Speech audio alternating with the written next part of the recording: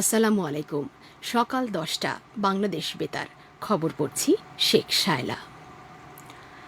ত্রয়োদশ জাতীয় সংসদ নির্বাচনে প্রায় 1 লাখ সেনা সদস্য দায়িত্ব পালন করবেন। নির্বাচন কমিশনের সিনিয়র সচিব আক্তার আহমেদ গতকাল রাজধানীর আগারগাঁওয়ে নির্বাচন ভবনে আইন শৃঙ্খলা বাহিনীর প্রতিনিধিদের সাথে মতবিনিময় সভা শেষে সাংবাদিকদের একথা বলেন। জাতীয় সংসদ নির্বাচন অবাধ ও সুষ্ঠু করতে এই প্রাক প্রস্তুতিমূলক বৈঠক করে নির্বাচন কমিশন। নির্বাচন ঘিরে আইন শৃঙ্খলা বাহিনীর শীর্ষস্থানীয় কর্মকর্তাদের সঙ্গে ইসির এটি প্রথম বৈঠক। ইসি সচিব বলেন, দেশে নির্বাচনের পরিবেশ বিদ্যমান রয়েছে এবং অবাধ, সুষ্ঠু ও নিরপেক্ষ নির্বাচনের জন্য নির্বাচন কমিশন এবং আইন শৃঙ্খলা রক্ষাকারী বাহিনীর সদস্যরা নিরলসভাবে কাজ করে যাবে। তিনি বলেন, আগে নির্বাচনে আইন শৃঙ্খলা রক্ষাকারী বাহিনীর সদস্য 5 দিনের জন্য মোতায়েন করা হতো, তবে এবার ভোটের আগের 3 দিন, ভোটের দিন এবং ভোটের পরের 4 দিন, মোট 8 দিনের জন্য মোতায়েনের প্রস্তাবনা এসেছে। নির্বাচন কমিশন এই প্রস্তাব বিবেচনা করছে। এছাড়া নির্বাচনী প্রচারাভিযানে সাধারণভাবে ড্রোন ব্যবহার নিষিদ্ধ থাকলেও নিরাপত্তার স্বার্থে আইন শৃঙ্খলা বাহিনী প্রয়োজনে ড্রোন ব্যবহার করতে পারবেন বলেও জানান নির্বাচন কমিশনের সিনিয়র সচিব। স্বরাষ্ট্র উপদেষ্টা অবসরপ্রাপ্ত লেফটেন্যান্ট জেনারেল মোহাম্মদ জাহাঙ্গীর আলম চৌধুরী আগামী ফেব্রুয়ারি মাসে সাধারণ নির্বাচন অনুষ্ঠানে সরকারের প্রস্তুতি পুনর্ব্যক্ত করেছেন। গতকাল রাজধানীতে সচিবালয়ে আইন শৃঙ্খলা বিষয়ক কোর কমিটির সভা শেষে তিনি সাংবাদিকদের ব্রিফিং করছিলেন। স্বরাষ্ট্র উপদেষ্টা নির্বাচন পরিচালনায় সংশ্লিষ্ট সকলের, বিশেষ করে গণমাধ্যমের সহযোগিতা কামনা করেন। সাম্প্রতিক বড় অগ্নিকাণ্ডের ঘটনাগুলি নাশকতা কিনা এমন প্রশ্নের জবাবে তিনি বলেন, এসব ঘটনার কারণ অনুসন্ধানে বেশ কয়েকটি তদন্ত কমিটি গঠন করা হয়েছে। স্বরাষ্ট্র উপদেষ্টা বলেন, আগামী ডিসেম্বরের মধ্যেই বিদেশে বাংলাদেশ মিশনসমূহে পাসপোর্ট সেবা চালু করা হবে। তিনি আরও বলেন, প্রবাসী বাংলাদেশিদের জন্য বিমানে ও বিমানবন্দরে উন্নত পরিষেবা প্রদানের পাশাপাশি পাসপোর্ট ফি কমানোর কথাও বিবেচনা করা হচ্ছে।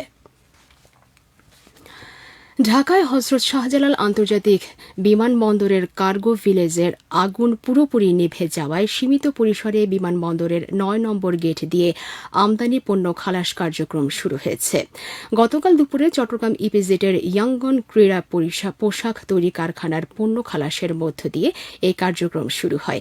এদিকে ঢাকায় হজরত শাহজালাল আন্তর্জাতিক বিমানবন্দরের আমদানি পণ্য সংরক্ষণকারে সাম্প্রতিক অগ্নিকাণ্ডের কারণে বিমান সংস্থাগুলোর পরিচালিত অতিরিক্ত ও বিশেষ ফ্লাইটের জন্য প্রযোজ্য সমস্ত চার্জ মওকুফ করতে বেসামরিক বিমান পরিবহন ও পর্যটন মন্ত্রণালয় বেসামরিক বিমান চলাচল কর্তৃপক্ষকে নির্দেশনা দিয়েছে।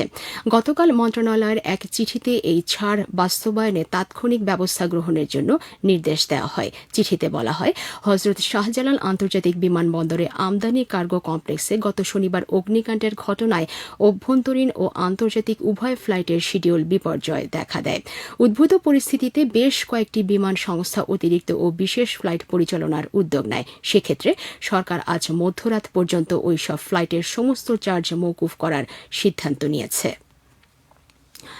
রাজধানীর মিরপুরের শিয়ালবাড়িতে সাম্প্রতিক তৈরি পোশাক কারখানা ও রাসায়নিক গুদামে অগ্নিকাণ্ডে পুড়ে মারা যাওয়া 16 জনের লাশ তাদের পরিবারের কাছে হস্তান্তর করা হয়েছে। রূপনগর থানার পরিদর্শক মোখলেসুর রহমান জানান, অপরাধ তদন্ত বিভাগের ফরেনসিক ল্যাব থেকে ডিএনএ পরীক্ষার রিপোর্ট পাওয়ার পর লাশগুলো হস্তান্তর করা হয়।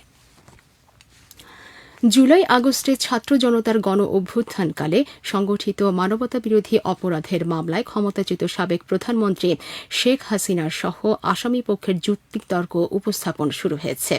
শেখ হাসিনা ও সাবেক স্বরাষ্ট্রমন্ত্রী আসাদুজ্জামান খান কামালের পক্ষে রাষ্ট্রনিযুক্ত আইনজীবী মোহাম্মদ আমির হোসেন গতকাল যুক্তি তুলে ধরেন। এর আগে গত বৃহস্পতিবার যুক্তিতর্ক উপস্থাপন শেষ করে প্রসিকিউশন।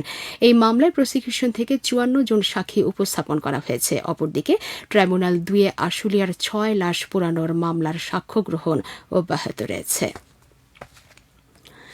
গাজা শান্তি পরিকল্পনার দ্বিতীয় ধাপ শুরুর প্রক্রিয়া এগিয়ে নিতে মার্কিন প্রেসিডেন্ট ডোনাল্ড ট্রাম্পের মধ্যপ্রাচ্য বিষয়ক দূত স্টিভ উইটকফ এবং জারেড কুশনার ইসরায়েলি প্রধানমন্ত্রী বেনিয়ামিন নেতানিয়াহুর সাথে সাক্ষাৎ করেছেন। দ্বিতীয় ধাপে গাজায় হামাসের শাসনের পরিবর্তে সেখানে বিকল্প একটি সরকার প্রতিষ্ঠার উপর জোর দেওয়া হচ্ছে। খেলার খবর, ক্রিকেট। মিরপুর শেরেবাংলা জাতীয় ক্রিকেট স্টেডিয়ামে দ্বিতীয় একদিনের আন্তর্জাতিক ক্রিকেট ম্যাচে আজ ওয়েস্ট ইন্ডিজের মুখোমুখি হবে স্বাগতিক বাংলাদেশ। বেলা 1:30টায় খেলা শুরু হবে। বাংলাদেশ বেতার খেলার চলতি ধারা বিবরণী প্রচার করবে। 3 ম্যাচ সিরিজের 1-0 এগিয়ে রয়েছে বাংলাদেশ। এদিকে গতকাল মুম্বাইয়ে আইসিসি নারী বিশ্বকাপ ক্রিকেট টুর্নামেন্টে বাংলাদেশকে 7 রানে পরাজিত করেছে শ্রীলঙ্কা। নারী বিশ্বকাপ ক্রিকেটের আজকের খেলায় পাকিস্তান দক্ষিণ আফ্রিকার বিরুদ্ধে খেলবে। কলম্বোয় বাংলাদেশ সময় বেলা 3:30টায় খেলা শুরু হবে। সবশেষে আবহাওয়া। আজ বেলা 1টা পর্যন্ত পূর্বাভাসে বলা হয়েছে অভ্যন্তরীণ নদী বন্দরগুলোর জন্য কোনো সতর্কবাণী নেই এবং কোনো সংকেত দেখাতে হবে না। খবর শেষ হলো। আমাদের পরবর্তী খবর প্রচারিত হবে বেলা 11টায়।